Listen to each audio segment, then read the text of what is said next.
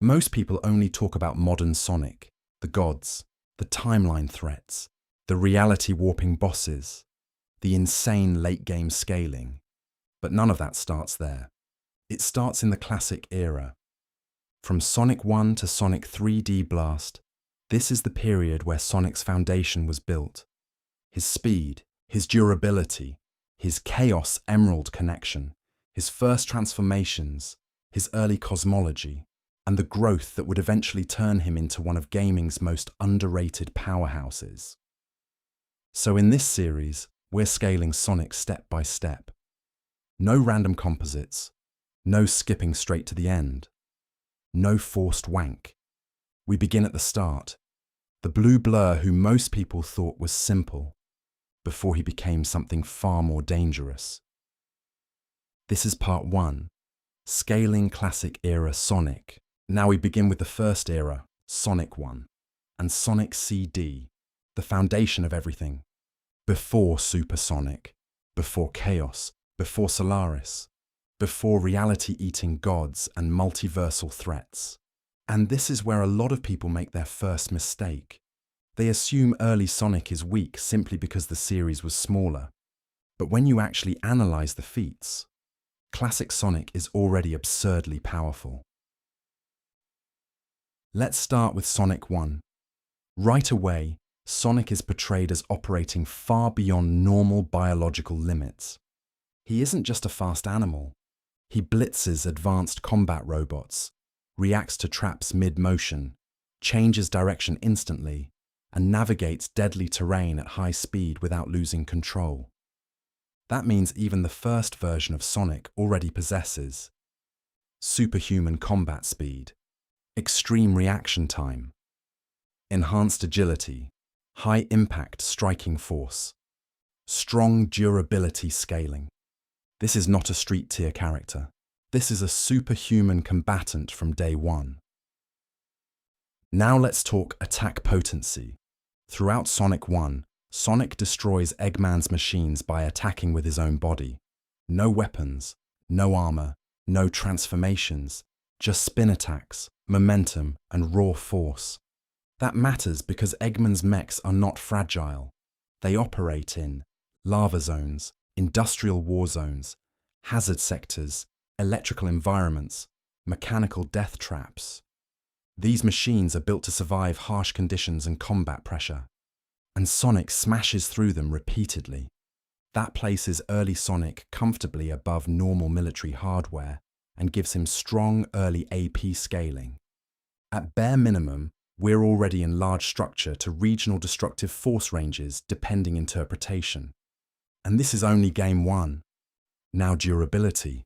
People forget Sonic tanks punishment constantly. He survives explosions, machine impacts, high falls, environmental hazards, extreme speed collisions. Even separating game mechanics from lore, the narrative clearly treats Sonic as highly durable. He is not a glass cannon speedster. He is a speedster bruiser. That distinction matters later when people underestimate him. Then we get to the most important thing introduced early, the Chaos Emeralds. From the very first game, Sonic is already linked to one of the franchise's highest power sources. The Chaos Emeralds are not random collectibles. They are ancient energy artifacts tied to world balance, reality manipulation, transformations, and later cosmic scaling. So Sonic's future growth is not random. The seeds are planted immediately. Now let's move to Sonic CD. And this is where early Sonic scaling jumps massively, because Sonic CD is generally placed between Sonic 1 and Sonic 2, meaning this is still a very early Sonic, and already he is dealing with time travel. Little Planet appears over Never Lake as a small planetary body with its own landmass, atmosphere, structures, and civilizations. That means it is not just a rock in the sky. It functions as a legitimate celestial world, and Eggman captures it, controls it, chains it down, weaponizes it. That alone massively upgrades the scale of early Sonic's setting. We are no longer talking about small platformer stakes. We are dealing with planetary engineering. Now Sonic's most famous feat here. Time travel through speed. Yes, there are time posts involved, but the activation requirement is Sonic's velocity. He must accelerate enough to breach temporal boundaries. That means Sonic's speed is not just measured in distance per second. His movement is interacting directly with time-space mechanics. That is where power scaling terminology becomes important, because once speed allows movement through time, we move beyond finite velocity metrics. We begin discussing temporal transcendence, immeasurable speed arguments, motion independent of linear time. Now, to be balanced, some people call this Hacks-assisted due to the posts. That's fair, but even under conservative scaling, Sonic is still generating the kinetic threshold needed for time displacement. And under aggressive scaling, early Sonic already enters immeasurable speed discussion. That is insane for this point in the timeline. Then there's the chain featuring. Little Planet is physically tethered by enormous chains restraining a planetary body, and Sonic ultimately destroys these restraints. If those chains are durable enough to anchor a celestial mass, breaking them requires extraordinary force. Depending how literally you scale Little Planet's mass and tether mechanics, this ranges anywhere from country level all the way into planet level interpretations. And again, this is early Sonic, before Sonic 2, before Supersonic, before most people think the scaling even starts. Now let's discuss Metal Sonic.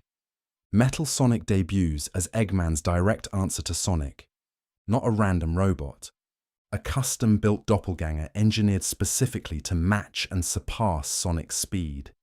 That means Eggman recognizes Sonic as such a dangerous threat that normal machines are no longer enough. He needs a Sonic-level machine. And Metal Sonic keeps pace, competes with Sonic in direct races, trades movement advantage, pressures him physically. That means Metal Sonic directly scales to Sonic's early speed tier. So if Sonic has temporal speed arguments, Metal Sonic inherits comparable scaling. That already creates a top-tier rival in Sonic's second major outing. Now let's talk progression. This era proves something crucial. Sonic grows fast, not just in movement, in overall power. Each new threat requires a stronger Sonic. Each rival forces adaptation. Each adventure expands his ceiling. So when later games show Sonic fighting gods, timeline threats, and dimensional entities, that doesn't come out of nowhere. The growth curve begins here. Let's summarize Sonic 1 and CD scaling. Sonic the Hedgehog. Attack potency. Country-to-planet level interpretations. Durability. Multi-continental to higher through survival feats and scaling. Speed. FTL plus minimum by generous arcade logic. Immeasurable by time travel interpretation. Combat skill. Elite mobility fighter. Metal Sonic. Comparable speed and AP to Sonic. Rival tier scaling. High-end blitz threat. Dr. Eggman. Physically weak, but via technology reaches planetary engineering levels. Already one of gaming's smartest prep villains. And this is what people miss. If early Sonic is already operating at planetary stakes, time manipulation interactions, immeasurable speed arguments, rival machines built to match him, and Chaos Emerald connections, then later Sonic scaling is not surprising at all. It is the natural continuation of a series that started high and kept climbing. So by the end of Sonic's CD, Sonic is no longer just a mascot. He is already a planet-threatening, time-bending speed entity in the making. And in the next era, everything gets bigger. Now we move into the next era, Sonic the Hedgehog 2. And this is where the franchise stops hinting at greatness and starts confirming it. Because Sonic 1 and Sonic CD established the foundation. Planetary stakes, time interaction through speed, Chaos Emerald relevance, rival tier machines, rapid growth. But Sonic 2 takes every one of those ideas and multiplies them. This is the game where Sonic's scaling truly begins to explode. First, let's talk base Sonic. Because many people jump straight to Super Sonic and skip one of the biggest upgrades in the series, the Spin Dash. This is not just a gameplay mechanic. From a power scaling perspective, the Spin Dash is a massive combat evolution. In Sonic 1 and CD, Sonic usually needed running momentum to convert speed into attack power. He had to move first, then strike. But the Spin Dash changes that completely. Now Sonic can charge rotational energy from a dead stop and release instantly. That means Sonic no longer needs distance to generate destructive force. He can create maximum kinetic output in place. In simple terms, all of Sonic's speed-based attack potency becomes instantly accessible in close combat. That is huge, because if Sonic already had country-to-planet level striking interpretations in earlier games, then compressing that energy into a stationary hyper-rotating burst dramatically increases practical AP. This is why Sonic 2 base. Sonic is not just same Sonic with new move. He is a stronger fighter. And it also upgrades combat speed. Remember in Sonic CD, time travel required Sonic to build momentum. In Sonic 2, the Spin Dash lets Sonic go from 0 to extreme velocity instantly.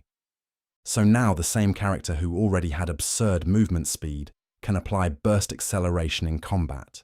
That means faster reactions, faster first strikes, better counterattacks, better close-range blitz potential. Sonic is becoming more dangerous, not just faster. Now let's move to the biggest moment in the game, the debut of Super Sonic. This is one of the most iconic transformations in gaming history. And from a scaling perspective, one of the most important. Because Super Sonic is not portrayed as a minor stat boost. It is a full tier jump.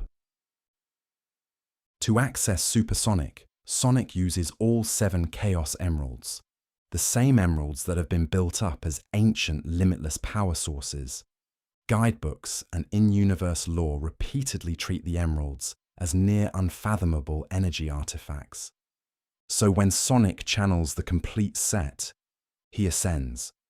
This is where Sonic stops being a fast biological hero and becomes an energy-transcendent being. Now let's discuss what Super Sonic actually does. He gains flight, massive speed amplification, enhanced attack power, extreme durability, near total resistance to normal damage. In Sonic 2 gameplay, most conventional threats can no longer harm him. That matters narratively. Because invulnerability in fiction often represents transcendence over prior threat levels. The enemies that endangered base Sonic can no longer meaningfully affect Super Sonic. That implies a massive durability gap. So how large is the jump? Conservatively, Super Sonic is many times stronger than base Sonic. Aggressively, if the Chaos Emeralds are interpreted as infinite or universal level energy sources, then Super Sonic can be argued into multi-solar system, universal, or even low multiversal discussions depending framework. Now for this video, we stay balanced. We don't need to max wank. The key point is simple. Super Sonic is vastly above base Sonic, and base Sonic was already powerful. Now let's talk enemy scaling. Because Sonic doesn't transform in a vacuum. He transforms because the threats have escalated. Dr. Eggman unveils the Death Egg, a colossal orbital battle station. This is no longer factory robot villainy. This is planetary to spacefaring empire-level technology. Eggman has gone from regional menace to world-class war engineer, and Sonic fights through it. Then we get the Death Egg robot. a machine specifically built to kill Sonic. Not old Sonic, not Sonic 1 Sonic. A stronger Sonic who has already conquered Little Planet, defeated Metal Sonic, and continued improving. That means the Death Egg robot should logically scale above prior Eggman machines. And Sonic defeats it. In base, that is extremely important, because it means base Sonic in Sonic 2 is already outperforming earlier peaks. This supports the progression model directly. Then we have Mecha Sonic, Eggman's next attempt at creating a Sonic-level machine. And again, this matters because Eggman keeps updating his tech in response to Sonic's growth. Every new robot is built for the current Sonic, not the old one. So if Sonic defeats Mecha Sonic, he is once again surpassing an opponent designed around his modern benchmark. That reinforces one of Sonic's most consistent hidden abilities: accelerated development. Sonic adapts rapidly. He grows through conflict. He becomes stronger almost every adventure. Now let's talk speed again, because Sonic CD gave us time travel mechanics. Sonic 2 expands that through Supersonic's raw movement. Supersonic can move in space, ignore normal environmental limits, and operate beyond the constraints that held base Sonic. Depending interpretation, this creates two lanes of scaling. Conservative lane, massively FTL plus to absurd faster-than-light movement. Highball lane, immeasurable speed carried into unrestricted movement through sheer power, no longer reliant on external mechanics. Even if someone rejects the second lane, Sonic still scales outrageously high for this era. Now let's compare Sonic 1/CD Sonic to Sonic 2 Sonic. Base Sonic, before, needed run-up momentum. Now, can release maximum force instantly. Before, time travel tied to setup. Now, burst acceleration and greater combat application. Before, strong enough for early Eggman machines. Now, beating orbital war mechs and upgraded anti-Sonic robots. This is a clear jump. Supersonic. This is the first major transcendence state. Base Sonic is powerful. Supersonic is on another tier entirely. And this matters for future games, because later, when base Sonic starts rivaling threats beyond earlier super benchmarks, we can track real progression. Supersonic becomes a measuring stick. So let's summarize Sonic 2. Base Sonic. Large planet-level interpretations through progression and spin dash AP compression. Far higher combat speed than prior era. Stronger than Sonic 1/CD base and likely above many older peak threats. Supersonic. Massive multiplier over base.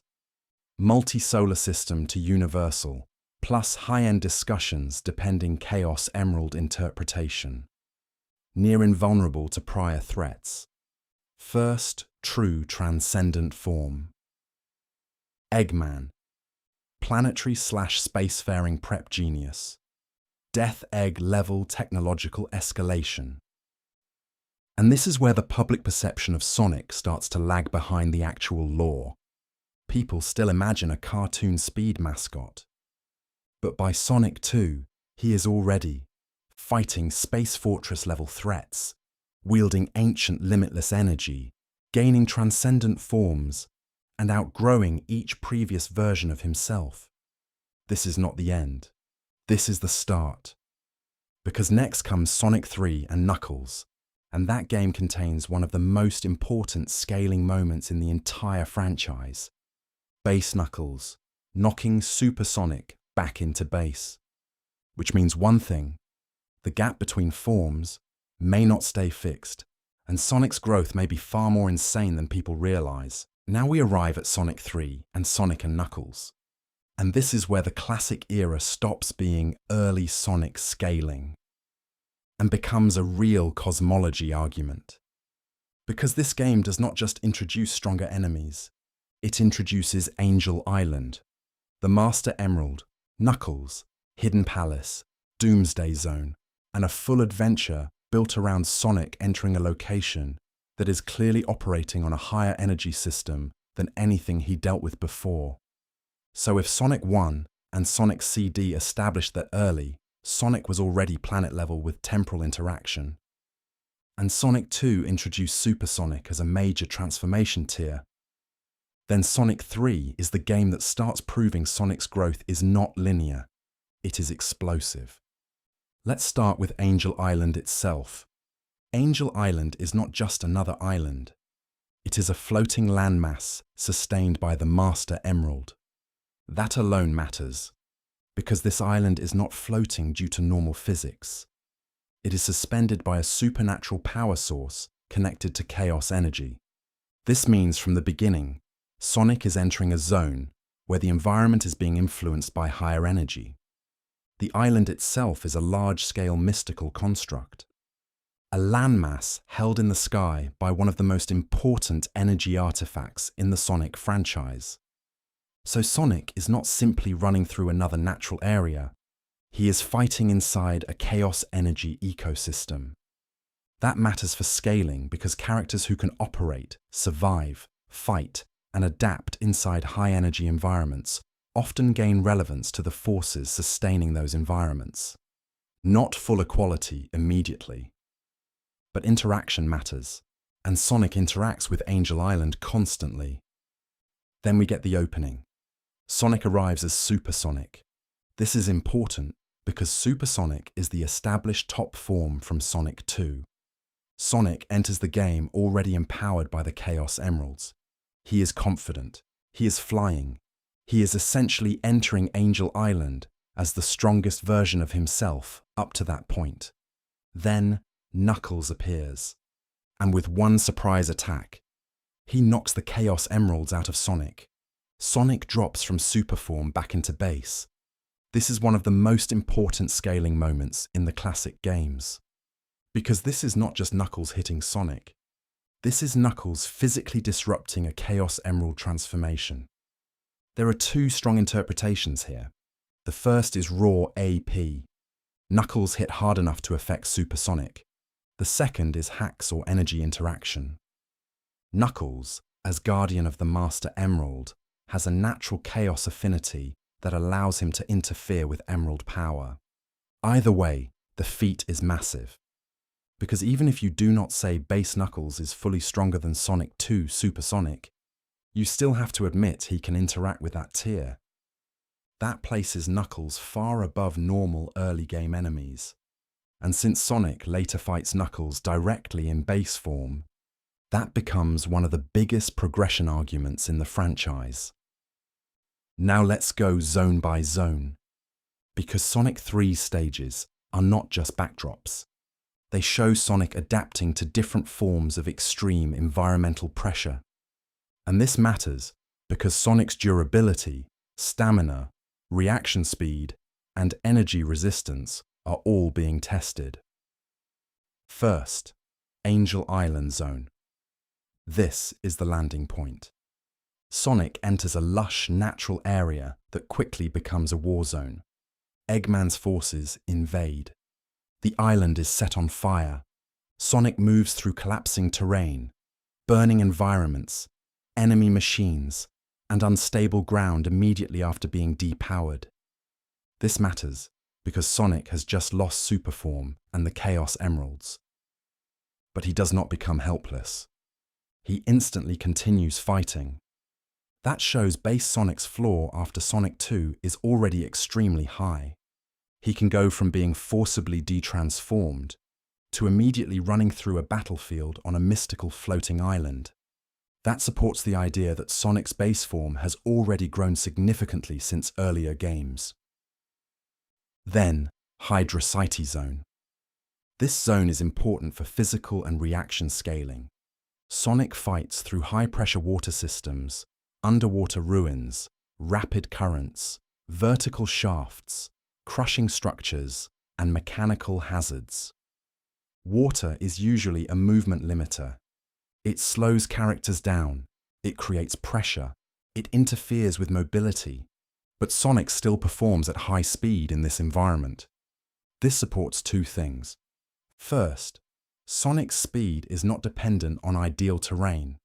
Second, his body can withstand intense environmental pressure while still fighting effectively. Hydrocyte does not directly prove universal AP or anything like that, but it reinforces Sonic's consistency. He can maintain combat effectiveness in conditions designed to suppress movement. That matters for a speed-based fighter. Next, Marble Garden Zone. This is where the game starts showing more ancient ruins, unstable terrain, and vertical movement. Sonic is moving through crumbling structures, rotating platforms, collapsing pathways, and Eggman machinery embedded into ancient architecture. From a scaling perspective, this matters because Angel Island is not just a normal island. It contains ancient civilization structures tied to the Master Emerald's history. Sonic is moving through areas connected to old chaos energy culture and surviving their hazards. Again, this is not saying every wall in Marble Garden is multiversal. That would be wank. The better argument is, Sonic is consistently operating inside a supernatural island system whose entire existence is tied to the Master Emerald. So every zone gives Sonic more experience adapting to Angel Island's energy and physics.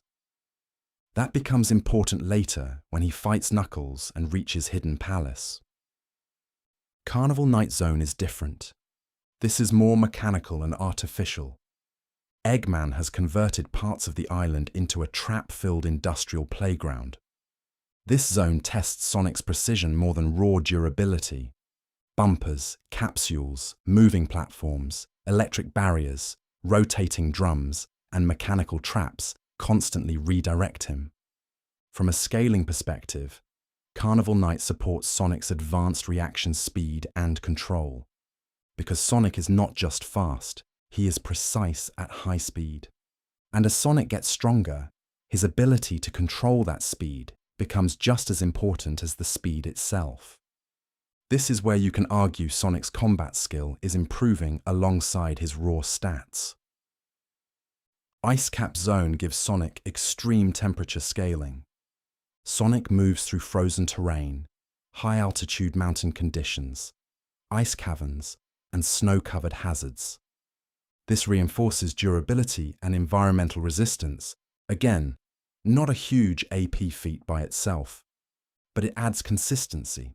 Sonic can fight across fire zones, water zones, ancient ruins, industrial traps, and frozen mountains while maintaining his output.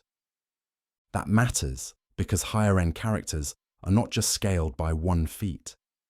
They are scaled by repeated consistency across many threats. Launch Base Zone is where the scaling really spikes. This is the rebuilt Death Egg operation. Eggman is attempting to relaunch the Death Egg. This means the technology Sonic faces here is directly connected to the same orbital weapon system from Sonic 2. But now Eggman has had time to improve. He knows Sonic beat his previous machines. He knows Sonic accessed Superform. He knows Sonic destroyed the Death Egg robot. So the defenses in Launch Base are not designed for Sonic 1 Sonic. They are built for a post-Sonic 2 Sonic. That matters. Base Sonic fights through this military-industrial fortress and destroys the systems guarding the Death Egg relaunch. Then he defeats Big Arms. Big Arms is important because it functions as an anti-Sonic machine. Eggman's tech progression means Big Arms should reasonably upscale from earlier bosses. And Sonic defeats it in base. This supports the idea that Sonic 3 base Sonic is already beyond Sonic 2 base Sonic by a large margin. This is not aggressive wank. This is normal sequel escalation. Eggman upgrades. Sonic adapts. Sonic wins. Now we move into Sonic and Knuckles. Mushroom Hill Zone is where the second half begins. Sonic continues chasing Eggman deeper into Angel Island. This zone is less about raw scaling and more about continuity of stamina.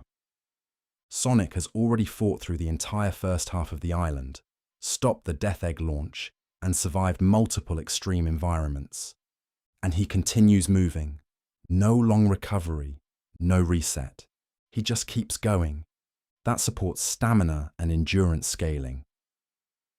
Flying Battery Zone gives us another major tech scale. Eggman's Flying Fortress is a massive mobile weapons platform. Sonic infiltrates it, survives its weapon systems, and destroys its defenses. This is important because Flying Battery is not just a random airship. It is part of Eggman's Death Egg support infrastructure.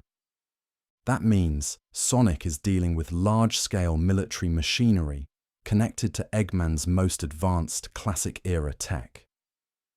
Again, base Sonic clears it. That keeps reinforcing the same conclusion. Base Sonic is now comfortably operating at levels that earlier Sonic may have needed major help or transformation scaling to reach. Sandopolis Zone adds environmental endurance, heat, ancient ruins, darkness, traps, ghost-like enemies, large vertical structures. This zone supports survival, stamina, and supernatural resistance. The ghost enemies are especially interesting because they show Sonic dealing with non-standard threats. He is not only fighting robots, he is navigating mystical or paranormal hazards tied to Angel Island's ancient history. That matters because Sonic's later fights involve spiritual, dimensional, and conceptual threats. Sonic's weirdness resistance starts early. Lava Reef Zone is one of the most important zones for environmental scaling. Sonic descends into volcanic territory beneath Angel Island. Lava, magma flows, extreme heat, crushing underground terrain, and deeper connections to the island's energy core. This is where the Master Emerald plot begins to feel closer. The island's surface zones were dangerous, but Lava Reef feels like Sonic moving toward the heart of the island, a higher energy, more unstable region. Sonic survives and fights through it in base. That gives strong heat resistance and durability consistency. And because this region leads toward Hidden Palace, it acts almost like a transition from physical zones into cosmological zones. Then we reach Hidden Palace. This is the cosmological pivot of Sonic 3 and Knuckles.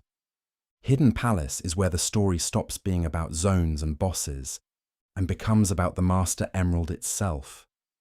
Sonic confronts Knuckles here, and this rematch is massive. At the beginning of the game, Knuckles knocked Sonic out of super form. Now Sonic fights him in base. If Sonic can defeat or at least match Knuckles, then base Sonic has grown enough to contend with someone who could interact with prior supersonic energy.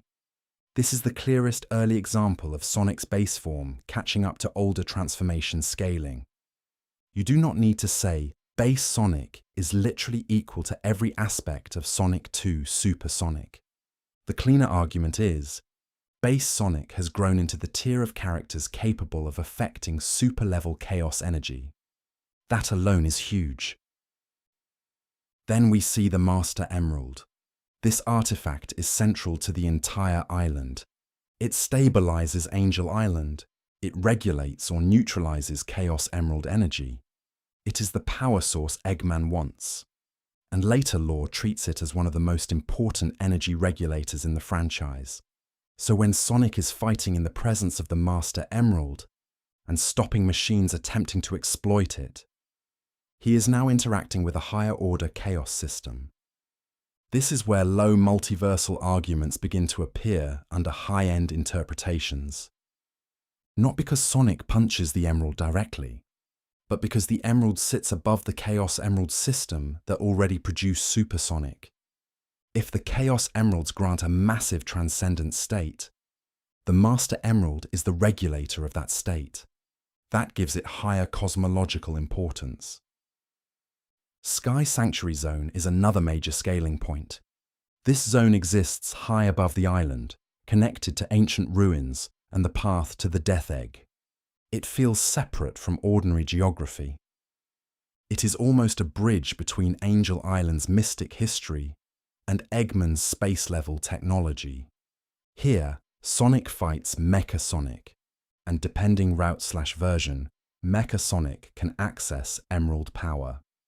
That matters because Sonic is no longer just fighting robots that mimic him physically. He is fighting robotic entities that can interact with chaos energy. Base Sonic, surviving and progressing through this area, reinforces his relevance to Chaos tier threats. Now we reach Death Egg Zone. This is the climax of Base Sonic's classic era progression. The Death Egg is back, more dangerous than before, connected to Master Emerald ambition, surrounded by space-level machinery, gravity manipulation, energy systems, and advanced weaponry. Sonic enters this environment in Base and continues fighting. That alone shows that Base Sonic is far beyond his Sonic 1/CD self. He is no longer just destroying ground-level Eggman machines. He is fighting through Space Fortress tech tied to the highest energy source introduced in the classic era. This is why high-end interpretations place endgame Base Sonic extremely high. Not because every robot equals the Master Emerald, but because Eggman's final systems are designed to harness that power, and Sonic is breaking through them.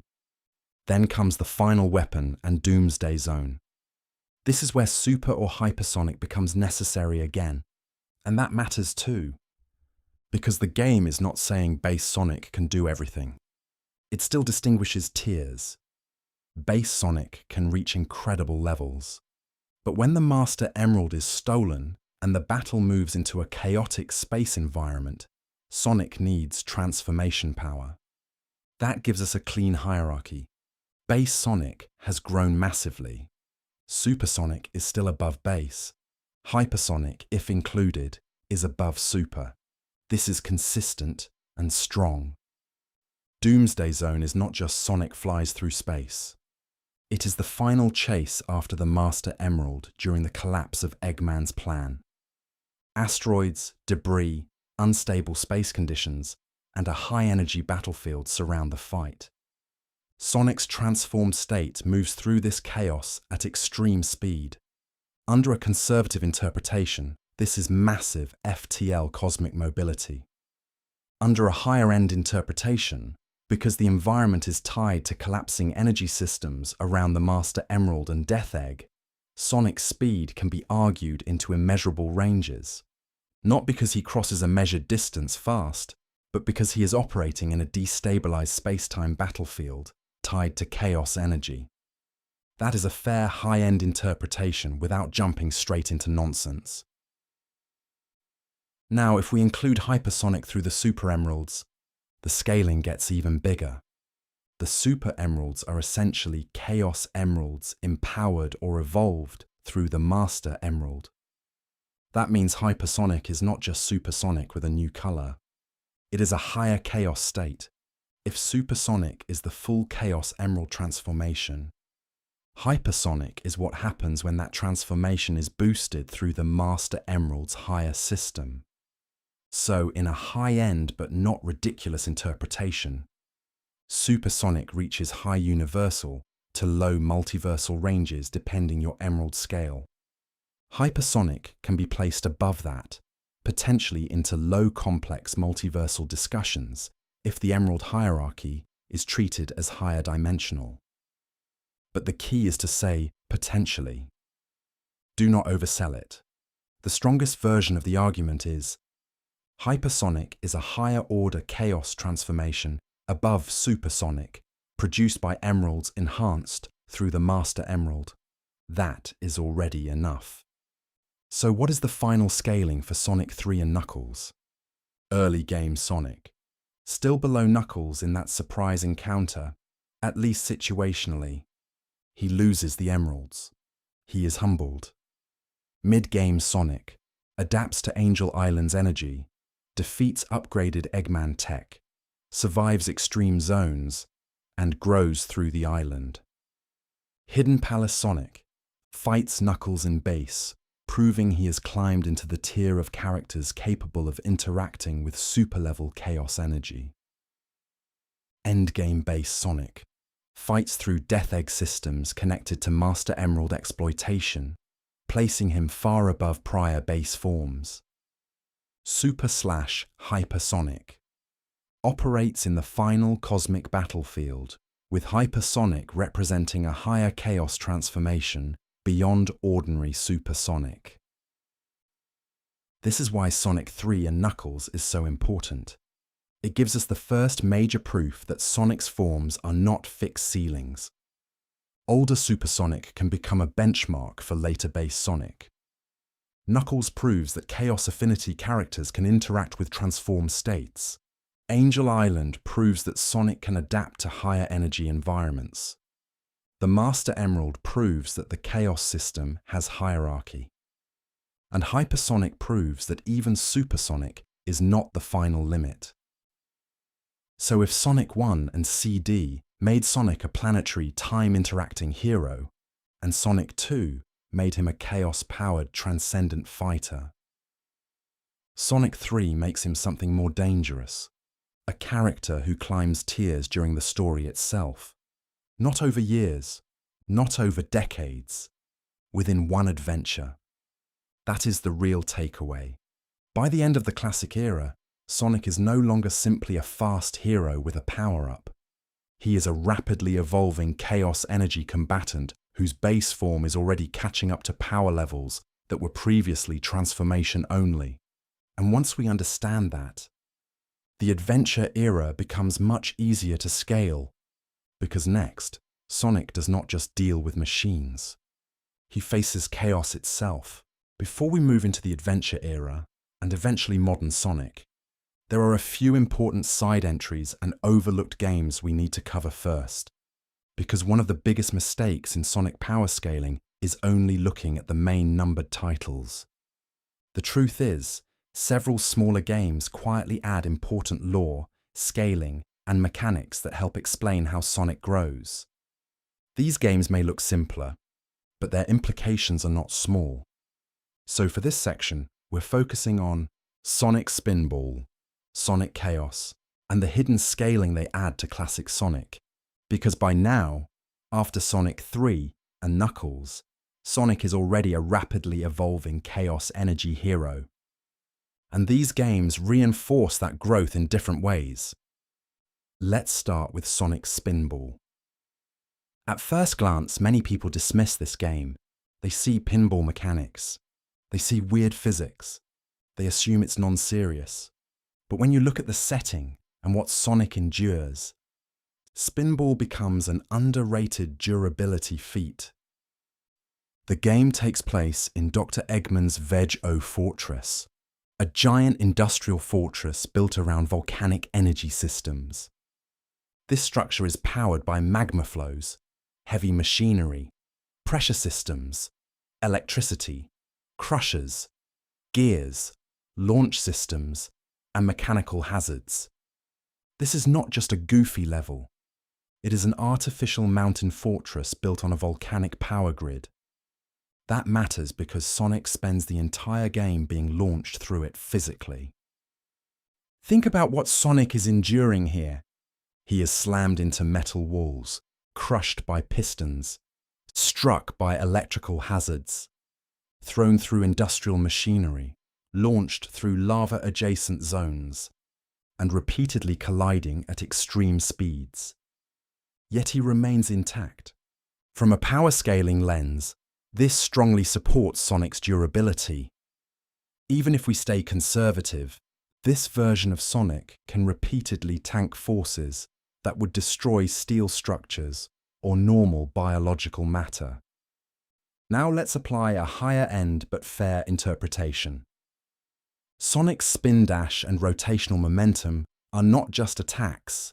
They may function as stabilization tools, meaning Sonic's body uses kinetic energy and chaos-linked resilience to maintain cohesion under extreme impact. That would explain why he can be violently ricocheted through metal structures over and over, without being torn apart. This is not nonsense. It is consistent with a franchise where Sonic's speed and spin are tied to survival as much as offense. Then we have the final boss, the Mobile Diagnostic Unit, a machine responsible for regulating systems inside the fortress. This means it is connected to the operation of a massive artificial energy complex, and Sonic destroys it in base. That matters because it reinforces something we've already seen. Sonic can physically overpower machines responsible for maintaining large-scale infrastructure. This is a recurring theme: factories, fortresses, planetary systems, energy grids. Sonic keeps breaking the machines that hold them together. So what does Spinball add overall? Sonic Spinball, scaling contributions. High durability through repeated industrial impacts. Strong heat and environmental resistance. Continued base form AP growth. Chaos-like kinetic stabilization interpretations. More proof Sonic's body is built for absurd punishment. Now let's move to Sonic Chaos. This game is deceptively important for cosmology because it contains one of the clearest early statements that the Chaos Emeralds are tied directly to world stability. The plot centers around Dr. Eggman stealing one Chaos Emerald. Once one is removed, the others become unstable, and South Island begins to sink. This is huge, because it means the Chaos Emeralds are not just power batteries. They are anchors, stabilizers, reality support systems. The physical world itself is affected when the Emerald system is disrupted. That massively upgrades the role of the Emeralds. They are no longer just items that grant supersonic. They are part of the cosmological structure of the planet. This supports arguments we've been building since Sonic 1. The Emerald's influence, energy, balance, terrain, planetary conditions, and transformation states. Now we add planetary stability. That means Sonic's repeated interaction with the Emeralds is not casual. He is constantly dealing with one of the most important source powers in the setting. Now let's scale Sonic's role in this story. Base Sonic travels through unstable zones while the Emerald network is malfunctioning. He fights through hazards, collapsing systems, and Eggman's defenses. Then he retrieves the Emeralds and restores balance. Even if you reject extreme dimensional arguments, this still means Sonic can physically interact with unstable chaos energy without being harmed. That is significant, because in many franchises, malfunctioning divine energy would destroy ordinary matter. But Sonic handles it, repeatedly. That suggests natural compatibility with chaos power. And this idea matters later, because if Sonic can safely interact with unstable Emerald energy early on, then his later use of superforms and higher chaos systems feels more natural. He is not borrowing alien power, he is increasingly compatible with it. Now let's discuss one of the most interesting parts of Sonic Chaos, the rocket shoes. This is one of the few early examples of Emerald energy being used in a smaller, applied way. Instead of full transformation, the Emeralds empower items and mobility tools. This is subtle, but important, because it suggests chaos energy can be distributed in fractions, not only all or nothing transformations. Why does that matter for scaling? Because it implies Sonic's relationship with Emerald power may be gradual, not binary, meaning Sonic doesn't go from zero power to superpower instantly. He may be constantly adapting to, channeling, or resonating with chaos energy in smaller ways across adventures. That supports your progression model beautifully. Sonic's base form may be growing through continued exposure to chaos systems over time, not just training in the normal sense. That would explain a lot. Why later base Sonic outscales earlier base Sonic so drastically? Why old super benchmarks can become future base benchmarks? Why Sonic keeps adapting to stronger Emerald tier threats? He is evolving alongside the source power itself. So let's summarize what these overlooked games add. Sonic Spinball. Extreme durability through industrial and volcanic punishment. Base Sonic tanks steal shattering impacts repeatedly. reinforces kinetic body scaling. Sonic Chaos. Chaos. Emeralds tied directly to planetary stability. Sonic interacts safely with unstable emerald energy. Supports natural chaos compatibility. Rocket shoes / fractional emerald use. Chaos power can be applied in portions. Sonic's growth may be gradual, layered, and cumulative. And this is why side games matter. They fill in the gaps. They show that Sonic's rise is not random. Across multiple stories, the same themes repeat. Sonic grows stronger. Chaos energy is deeper than people think. Base Sonic keeps improving. And the world itself depends on powers Sonic can interact with directly. So by the time we enter the adventure era, Sonic is no longer just a classic hero with speed. He is already a seasoned, chaos-compatible combatant whose base form has endured fortresses, restored planetary balance, and repeatedly surpassed his earlier limits. And next, we must touch on one more important era before adventure. There are 2 more games we need to cover, because these titles are often ignored in power scaling discussions, yet they serve an important purpose. Sonic 3 and Knuckles showed us that Sonic had become a top-tier classic-era powerhouse. But the next question is, was that power temporary? Was it situational? Or had Sonic truly reached a new baseline? That is where these bridge titles matter. Sonic 3D Blast and Sonic the Fighters. These games help show that Sonic's strength after Sonic 3 is not a fluke. It is stable, repeatable, and expanding. Let's begin with Sonic 3D Blast. At surface level, people remember this game for the isometric style and flickies. But if we look at the lore implications, this game is quietly about dimensional interaction. The flickies are not ordinary birds. They are repeatedly treated as beings tied to another dimension. Eggman captures them and uses their energy for his own machines. That matters because it means Eggman has moved beyond normal industrial power sources. He is now exploiting cross-dimensional life energy. That is a direct cosmology upgrade. Earlier, Eggman used factories, machines, islands, fortresses, and chaos artifacts. Now he is harvesting beings from another realm. This shows the franchise continuing to expand beyond one-world stakes. Now let's talk about Sonic's role. Throughout the game, Sonic uses warp rings to travel between the main world and flicky spaces. Some dismiss this as simple portal travel. But even portal travel matters in scaling, because Sonic is not just opening a door and standing still. He actively moves through dimensional transitions, enters foreign spaces, fights there, exits safely, and repeats the process. That suggests Sonic's body can tolerate dimensional displacement repeatedly without issue. At minimum, resistance to spatial distortion, stability during teleportation/warp transit, adaptability to alternate space environments. These are meaningful traits. Now let's apply a higher-end but fair interpretation.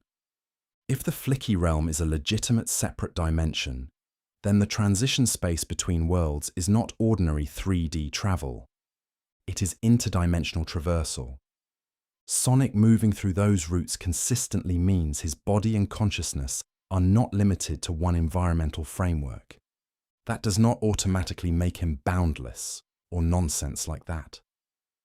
But it does strengthen the argument that Sonic is increasingly comfortable interacting with layered reality systems. That becomes very relevant later in the franchise.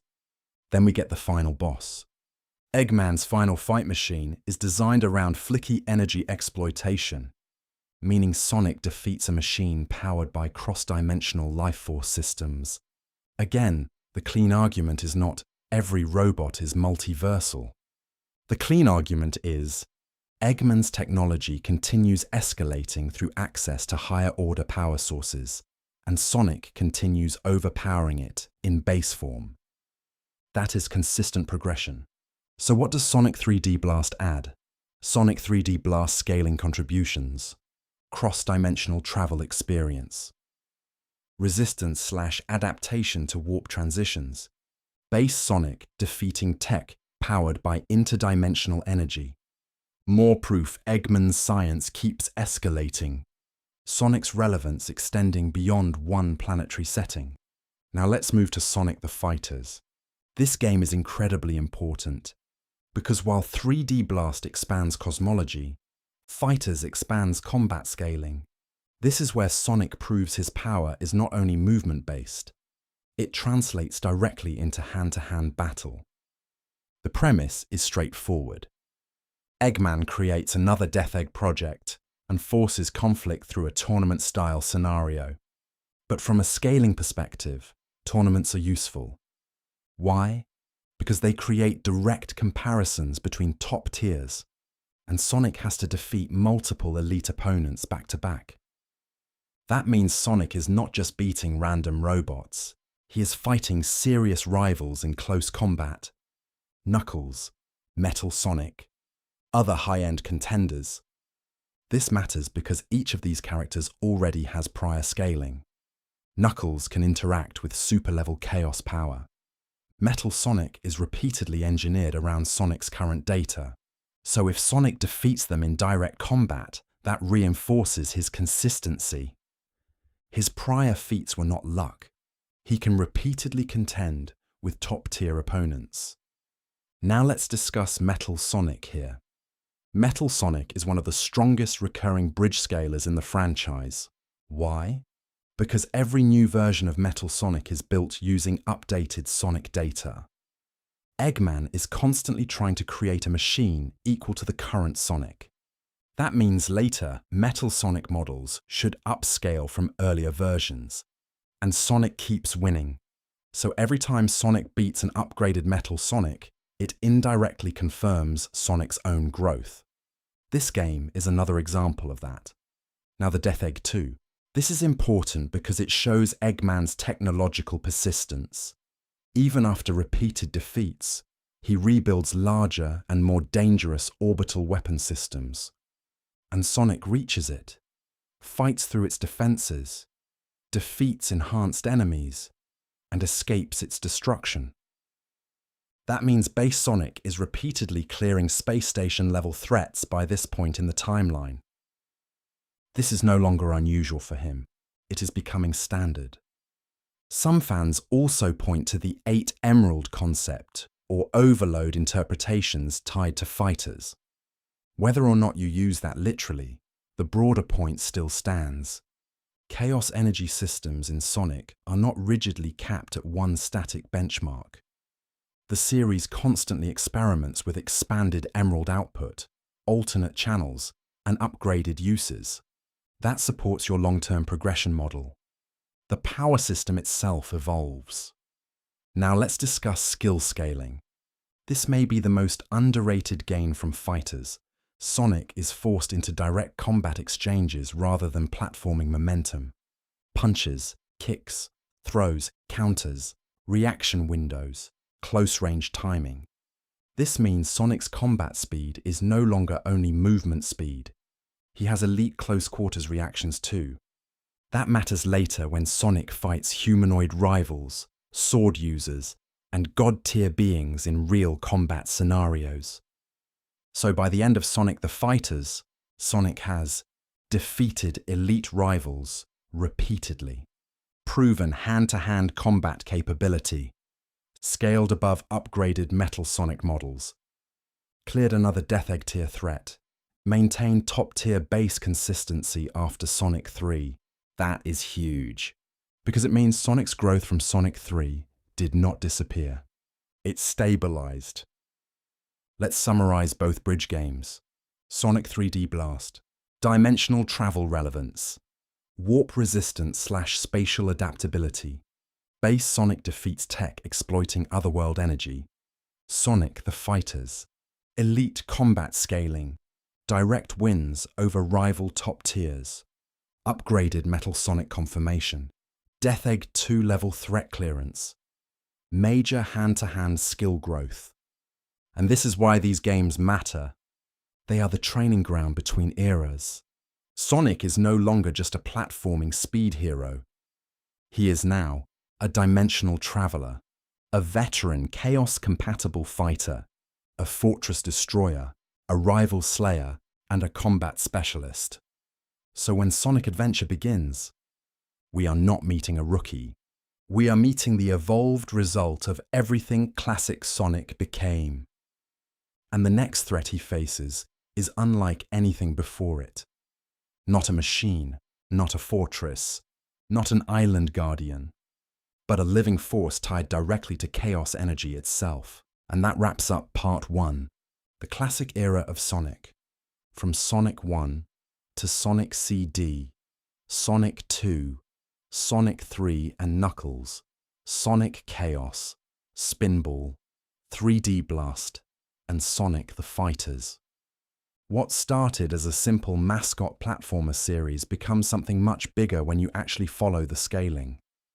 Because even in the earliest era, Sonic is already showing traits most characters never reach. Extreme combat speed, high durability, planetary level stakes, chaos, emerald amplification, time travel interaction, dimensional travel, rapid growth, and transformations that shatter previous limits.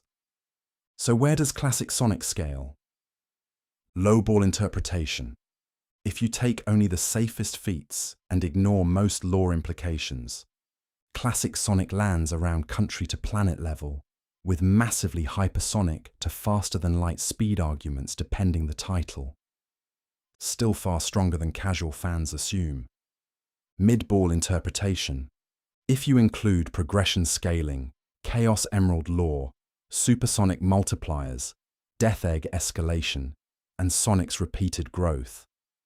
Classic Sonic reaches planetary to multiplanetary ranges, with FTL Plus to potentially immeasurable speed through Sonic CD and later endgame feats. This is where the scaling becomes very compelling. Higher end interpretation.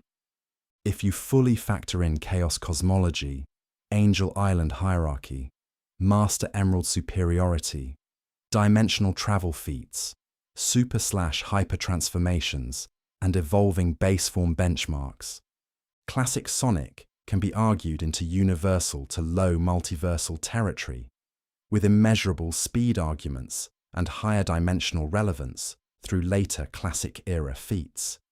And that is before Adventure, before Chaos, before Shadow, before Solaris, before the gods, timeline threats, and reality-breaking enemies people associate with modern Sonic. Meaning one thing, classic Sonic was only the beginning. Because in Part 2, we enter the early modern/middle era, Sonic Adventure, Sonic Adventure 2, Heroes, Shadow the Hedgehog, Sonic 06, and this is where the scale of the franchise truly starts to get insane. If classic Sonic built the foundation, modern Sonic starts breaking the ceiling. I'll see you in Part 2. Thanks for watching. Please consider liking, subscribing, and commenting.